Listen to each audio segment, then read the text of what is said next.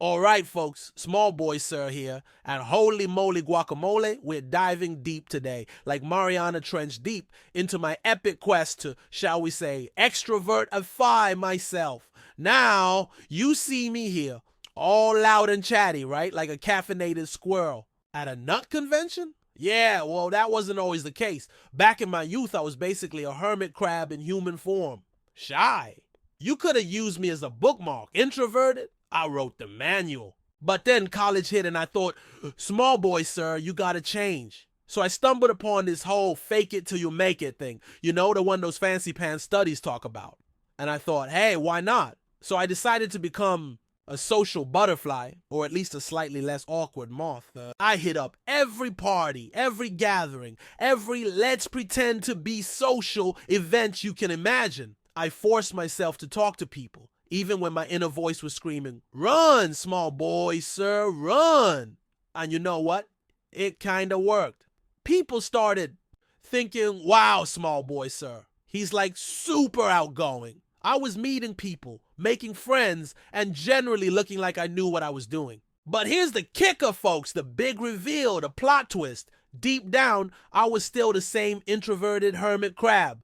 I was just really good at pretending to be a party animal. I could mimic extroversion like a pro, but after every social event, I needed like a week of solitude to recharge. Social interactions, even the good ones, were draining. It was like running a marathon. But instead of a medal, you get a crippling desire to hide under a blanket. I used to think my introversion was a flaw, like a software glitch in my personality. I looked at all those charismatic extroverts, those social wizards, and thought, man, I wish I could be like that. But then something shifted. I started to accept myself, quirks and all.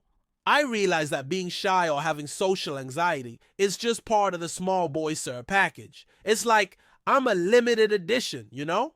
Accepting this made a huge difference. I stopped beating myself up for not being a social supernova. Sure, I still get the pre-event jitters, the butterflies doing the tango in my stomach, but once I'm there, it's usually not that bad. I've learned to embrace the duality. I'm an introvert who can surprisingly pull off being social. It's like being a ninja who also enjoys knitting. And let me tell you, that's liberating. Instead of trying to fix myself, I started to understand and work with my natural tendencies. I became curious about my reactions, like, why do I feel this way? Or how can I make this less awkward? That curiosity, that self-acceptance, that's been way more empowering than any forced personality change. Now, hold on a second, SmallBoySir. Let's inject a little maturity here. It's not about fixing yourself, but rather acknowledging and utilizing your inherent strengths. The pretending phase, while seemingly inauthentic, was a necessary step to develop social skills.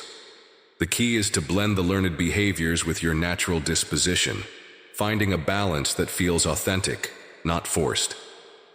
It's a journey of self-discovery, not a competition to become someone you're not.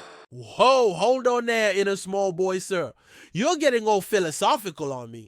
I get it. It's about balance and self-discovery, not a total personality transplant. But come on, pretending sounds way more dramatic, right? Plus, hermit crab is a killer metaphor, don't you think? Okay, you're right. It's a journey, not a race. I'm just trying to make it entertaining, you know? But thanks for the wisdom bomb. I'll try to sprinkle some more of that mindful stuff. And here, holy moly guacamole, you're making me sound like a guru. Okay, folks, let's wrap this up. So what did we learn today? Well, for starters, fake it till you make it can be a powerful tool, but it's not a magic wand.